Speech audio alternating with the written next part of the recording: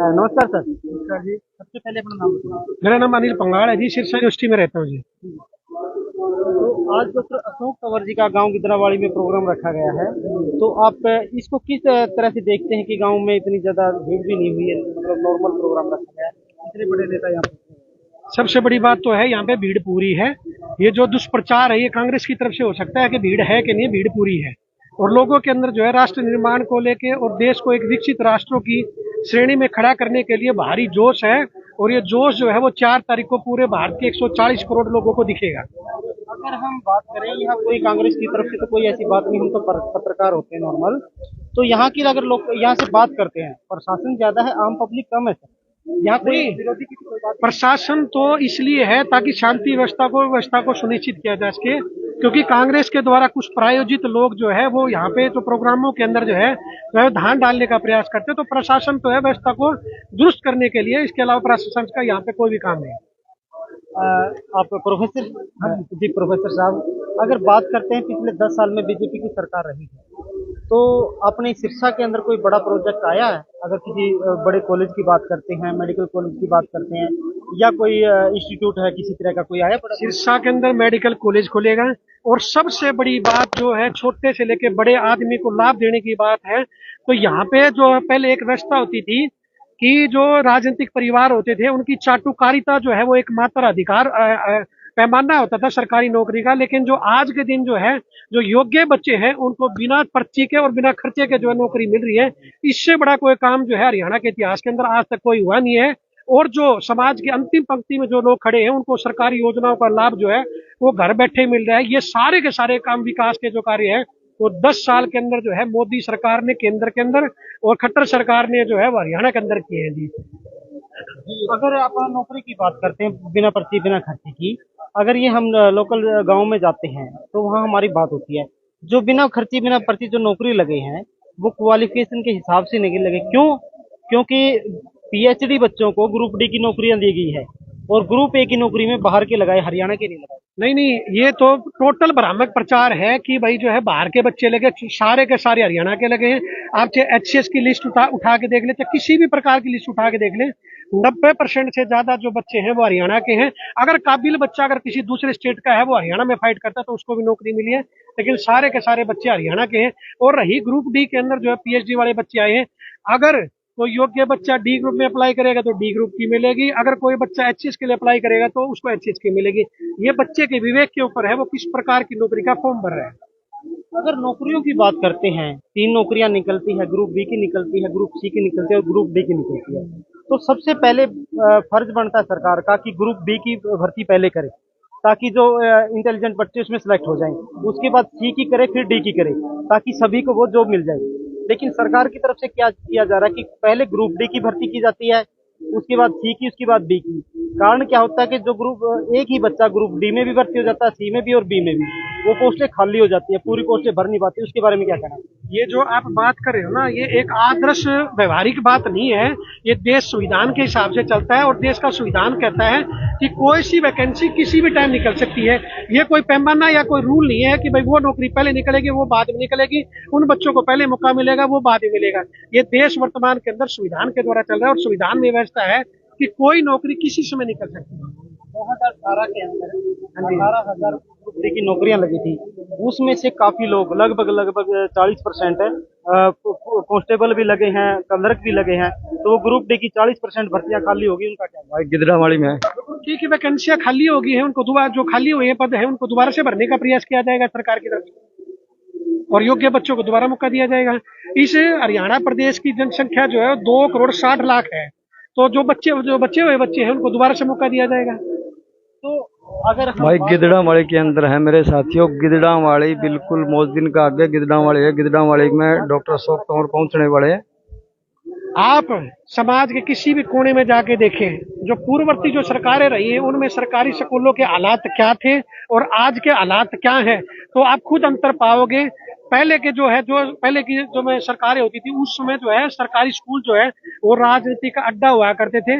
लेकिन सरकार ने सबसे पहले आते ही जो शिक्षा व्यवस्था को दुरुस्त करने का काम किया। आज अध्यापक जो है समय पर स्कूल में जाते हैं, बच्चों को पढ़ाते हैं, और इसका परिणाम जो है वो आपको हर रिजल्ट के अंदर दिखता है कि भारत के जो बच्चे हैं विदेशों के अंदर भी ख्याति प्राप्त करते हैं। और अगर बात हरियाणा की करूं तो सबसे छोटा सा प्रदेश है, और आईएएस के अंदर जो सबसे ज्यादा बच्चे जो हरियाणा से सिलेक्ट होते हैं। आप कोई सी भी लिस्ट उठा के देख लो, ये मात्र हरियाणा सरकार की उच्च कोटि की जो शैक्षणिक व्यवस्था है उसका परिणाम है। जी, मोदी जी को ही क्यों चुने और आप अपनी जिंदगी में कितनी बार मतदान कर चुके हैं? मैं तो 18 साल के बाद से लगातार कर रहा हूँ, 42 ईयर्स का हो गया हूँ। मोदी जी को इसलिए चुने क्योंकि ये देश जो है ना इतने साल आजादी के बाद से जो है वंशवाद का शिकार है। तो मैं पूछना चाहूंगा, क्या मुलायम सिंह के बेटे को चुने, क्या लालू के बेटे को चुने, क्या जवाहरलाल नेहरू, इंदिरा गांधी, सोनिया गांधी, राजीव गांधी, राहुल गांधी, प्रियंका गांधी, क्या इसके अलावा देश के अंदर जो है 140 करोड़ लोगों के अंदर किसी और को मौका नहीं मिलना चाहिए? क्या मोदी के पिता जो है वो देश के पूर्व प्रधानमंत्री थे? क्या वो राजनीतिक परिवार से थे? मोदी इस देश के 140 करोड़ साधारण व्यक्तियों का नेतृत्व करता है, इसलिए मोदी को जो है तीसरी बार मौका मिलना चाहिए। ताऊ देवीलाल जी की जो पार्टी है इंडियन नेशनल लोकदल, वो भी पूरे हरियाणा के अंदर मसीहा कहा जाता है।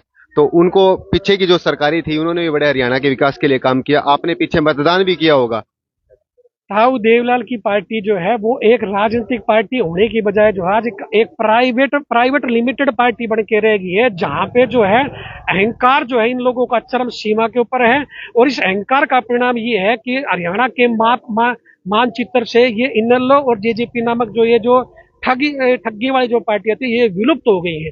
आप सिरसा के किसी गली कोने के अंदर जाके देखोगे तो ये देवीलाल की विचारधारा से विमुख लोग हैं। देवीलाल जो थे वो समाज से जुड़े हुए लोग थे, लेकिन आप हरियाणा के किसी भी लोग से पूछ के देखो, जो ये चौधरी देवीलाल के अपने उत्तराधिकारी कहते हैं, इनका आम लोगों से कोई भी सरोकार नहीं। जी, एक अंतिम आपसे प्रश्न है। इस बार आप कौन सी बार मतदान करेंगे? जिंदगी में आपका कौन सी बार मतदान तो मैंने काउंट किया नहीं है, लेकिन मैं 18 साल के बाद से लगातार काउंट कर रहा हूँ। लोकसभा का सिर्फ? लोकसभा का मैं लगातार कर ही रहा हूँ, जब भी आया है, जब भी किया है, अपने विवेक का इस्तेमाल करके किया है, देश हित में जो वोट किया है। सर, आपने वंशवाद की बात की, अगर वंशवाद की बात पे हम चलते हैं तो अमित शाह के बेटे जैसा उनको किस क्वालिटी के आधार पर बीसीआईसी का अध्यक्ष बनाया है? एक प्रशासनिक व्यवस्था के अंदर अपना रोल प्ले कर रहा है, ना कि वो ये नहीं है कि भाई जो है अमित शाह के बाद देश का वो गृह मंत्री होगा। वो उसके अंदर योग्यता थी एक, और बीसीसीआई जो है वो एक प्राइवेट संस्था है, ना कि कोई सरकारी संस्था है। अगर आप इसका रिकॉर्ड खंगालेंगे, आप गूगल करिए और गूगल के द्वारा ये देखिए बीसीसीआई क्या है। एक प्राइवेट संस्था है, और प्राइवेट संस्था के अंदर कोई भी व्यक्ति जो है वो चुना जा सकता है। अमित शाह का बेटा होना इसके अंदर कोई योग्यता नहीं। आम जन की अगर बात करते हैं तो भारतीय जनता पार्टी किन मुद्दों को लेकर के आम जन के बीच में जा रही है? भारतीय जनता पार्टी जो है विकसित राष्ट्र के लिए, वंशवाद को खत्म करने के लिए, देश को विकसित राष्ट्र बनाने के लिए, और देश को नाम जो है विदेशों के अंदर बनाने के लिए, और जो समाज के अंतिम पंक्ति में खड़े जो लोग हैं उनको सरकारी योजनाओं को लाभ देने के लिए जो है, और राष्ट्र निर्माण, राष्ट्र पहले और अपने हित बाद में, इन मुद्दों को लेकर हम जो है सभी आम लोगों के बीच में। आप पढ़े लिखे समाज से आते हैं और प्रोफेसर हैं, तो हम जानना चाहेंगे कि आम जन से आप आखिरी अपील क्या करेंगे? आम जन से मैं ये अपील करूंगा कि लोगों के भ्रामक प्रचार में ना आए।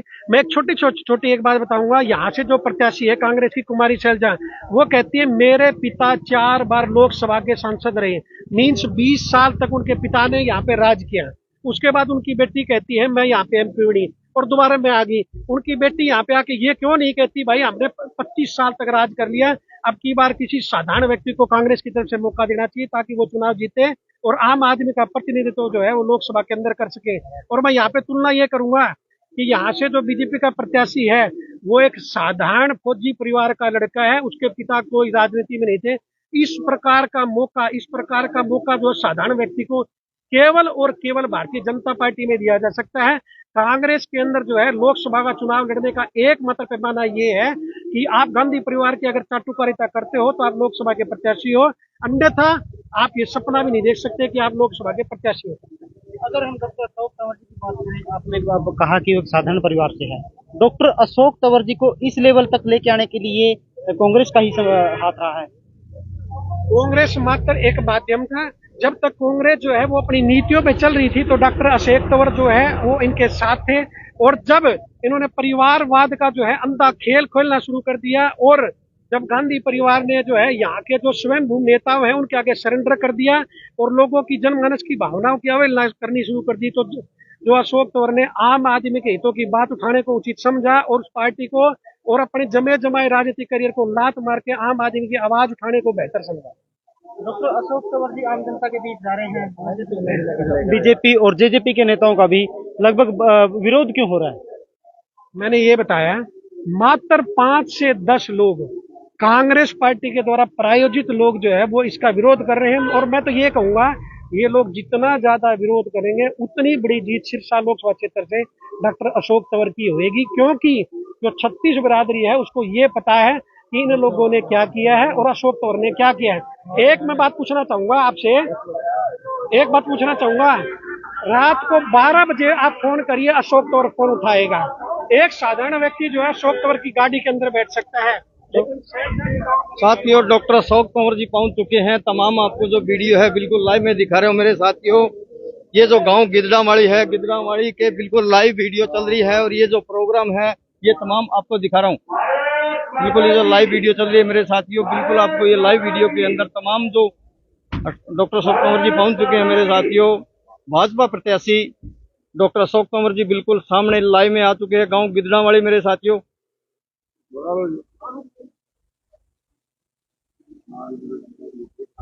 तो भाई चलती वीडियो को शेयर कर दो मेरे साथियों। ये चौपाल है, गांव गिदड़ावाड़ी की चौपाल है मेरे साथियों। भारतीय जनता पार्टी जिंदाबाद, आदरणीय प्रधानमंत्री नरेंद्र मोदी जिंदाबाद, भारतीय जनता पार्टी जिंदाबाद, अशोक तंवर जी जिंदाबाद, भारतीय जनता पार्टी। चलती वीडियो को ज्यादा से ज्यादा शेयर कर दो। डॉक्टर अशोक तंवर जी गांव गिदड़ावाड़ी में पहुंच चुके मेरे साथियों। चलती वीडियो को ज्यादा से ज्यादा शेयर करो मेरे साथियों।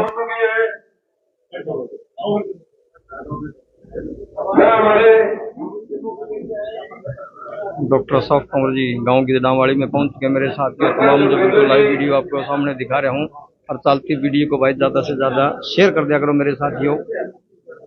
जो बीजेपी प्रत्याशी आपको बिल्कुल सामने है, मोटी तस्वीर में सामने दिखाई दे रहे हैं। आपके बीच हमारे प्रत्याशी पहुंचे, ऐसे मत कर यार, मोटे ना मार।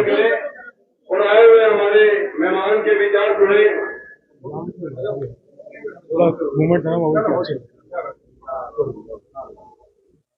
अब आपके सामने चलती वीडियो को शेयर कर दो। गाँव गिदड़ावाड़ी बहुत दिन से आगे सिरसा की जड़ में आपको प्रोग्राम बिल्कुल लाइव दिखा रहे हैं।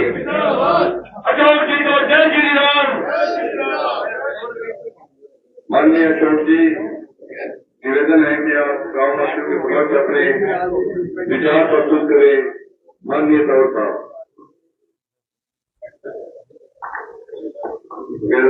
गाड़ी करूँगा हमारे पिता तमाम बुजुर्गों, नौजवान साथियों, माताओं, बहनों, प्यारे बच्चों, यहाँ पर पहुंचे सभी हमारे पार्टी के सीनियर लीडर साहिबान, हमारे पूर्व विधायक रामचंद्र कम्बोज जी, हमारे मंडल के अध्यक्ष, हमारे सभी गांव के मेरे हमारे सभी पंच सरपंच साहिबान,